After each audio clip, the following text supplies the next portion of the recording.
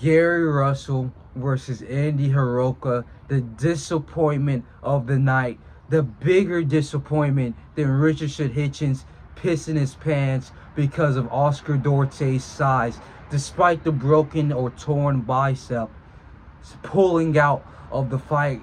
Or at the night of the fucking fight, not the day before, not when he weighed in, not when he came into town and changed time zones.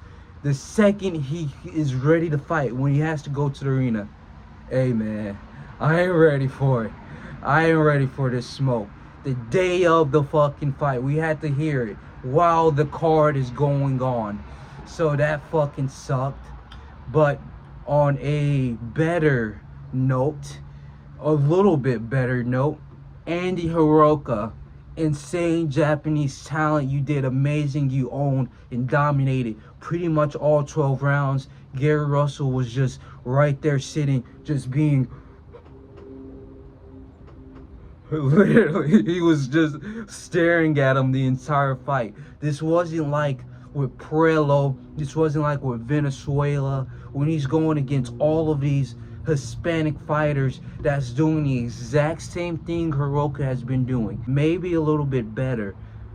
He doesn't know what to do. All Hiroka's doing is taking a step back. And Gary Russell is just so afraid to jab, so afraid to throw a hook, so afraid to rush in. And when he is rushing in right in front of Hiroka, like he's never seen an Asian in his life before, he was literally staring at this man like he's seen, wait a minute. It just came to me. I know. He got hit in the ball so hard. It took his fertility away. It took his manhood away. He got hit so hard when Hiroka landed that fucking uppercut straight. I never seen a lower blow in my life. Literally, I never seen a lower blow. If that's his legs, it landed straight in the fucking middle. I have never seen anything like that in my life. And maybe after that, he was so afraid because he saw his manhood flash before his eyes. He didn't want to rush in. So I'm being hypocritical. Anton Russell was afraid that he would lose his manhood, his fertility, his right to have kids if he kept going in. Therefore, he chose to take the safer path and stay on the outside and try to fight on the outside with Andy Hiroka, because Andy Hiroka was ready to Hiroka his kids out of that man's testicles.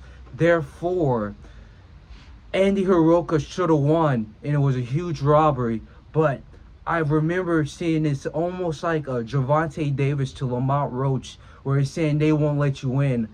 Like seeing an official go and whisper into Gary Russell's ear saying, you couldn't hear what they say, but I believe with my master eyes, he said, we ain't gonna let you lose this one.